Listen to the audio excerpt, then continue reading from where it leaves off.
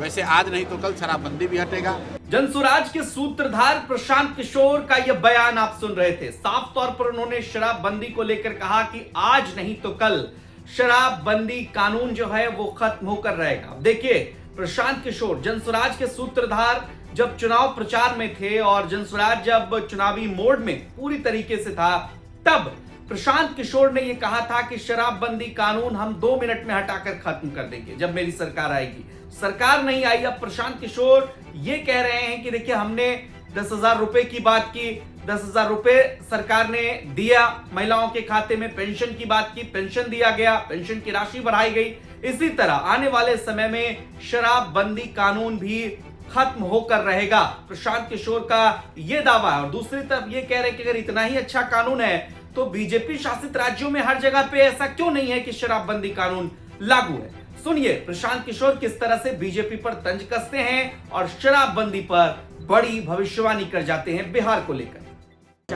बिहार में शराबबंदी पर हम लोगों ने पहले भी कहा है और अभी भी कह रहे हैं। हम लोग समझते हैं कि ये जो नीति है, जो फर्जी कानून है, ये समाज के हक में नहीं है। और अंततोगत्वा आप देखिएगा, जैसे यहाँ पर जनसुराज के कहने पर लोगों का पेंशन बढ़ा है, जैसे जनसुराज के दबाव की वजह से लोगों को 10,000 रुपया बटा है, वैसे आज नहीं तो कल शराबबंदी भी हटेगा। और अगर नहीं हटेगा तो मेरी बल्कि मांग है आपके जरिए कि भाई, अगर बिहार में इतना अच्छा ये कानून है तो एनडीए की डबल इंजन की सरकार दिल्ली में भी है, तो बिहार में ही क्यों शराबबंदी लागू है? पूरे देश में लागू कीजिए। इतना अच्छा अगर कानून है तो इसको पूरे देश में लागू कीजिए। अगर बिहार के महिलाओं को इससे फायदा हो रहा है, तब तो मोदी जी और भाजपा की सरकार देश की महिलाओं के साथ अन्याय कर रहे हैं। भाई, इतना बढ़िया स्कीम अगर बिहार में बिहार की महिलाओं को या बिहार के युवाओं को शराबबंदी से फायदा हो रहा है, तो देश की महिलाओं को, देश के युवाओं को भी ऐसा फायदा हो, इसलिए पूरे देश में शराबबंदी लागू होना चाहिए।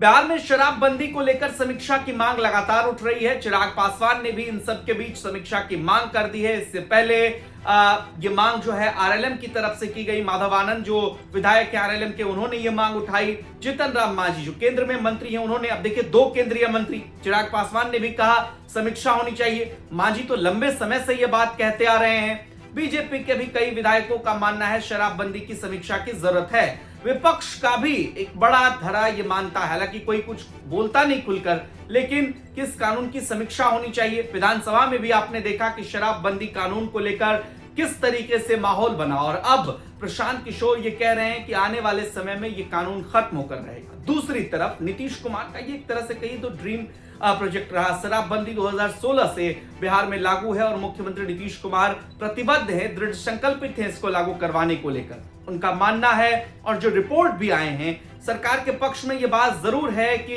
घरेलू हिंसा में कमी आई है और महिलाओं का एक वर्ग जो वोट बैंक में भी तब्दील हुआ नीतीश कुमार के लिए, वो शराबबंदी की हमेशा से तारीफ करता रहा है और नीतीश कुमार के इस फैसले की तारीफ होती रही है। कानून में कई तरह की अड़चने या दिक्कतें हो सकती हैं, लेकिन फैसला नीतीश कुमार का एक बेहतर फैसला माना गया जब 2016 में शराबबंदी लागू हुई। लेकिन क्या इन दिनों जिस तरह से अवैध शराब की खेप पकड़ी जा रही है, जहरीली शराब से लोगों की मौतें हो रही हैं, ये सरकारी आंकड़ा भी है, तो क्या सरकार इन सब विषयों पर विचार करेगी? शराबबंदी कानून में ऐसा नहीं है कि ढील नहीं दी गई। 2018 में भी कानून में संशोधन किया गया जेल जाने की स्थितियों में, और जिस तरह से पहले जेल भेज दिया जाता था उसमें भी कई तरह के बदलाव किए गए, जुर्माने की राशि में बदलाव किया गया, तो समीक्षा हुई है। अब एक बार फिर से समीक्षा की मांग उठी है, लेकिन प्रशांत किशोर का दावा है कि ये कानून आज नहीं तो कल खत्म हो जाएगा। प्रशांत किशोर के दावे पर आपका क्या कुछ कहना है? कमेंट सेक्शन में अपनी राय हमें जरूर दीजिए। बिहार की तमाम खबरों के लिए देखते रहिए बिहार तक। नमस्कार।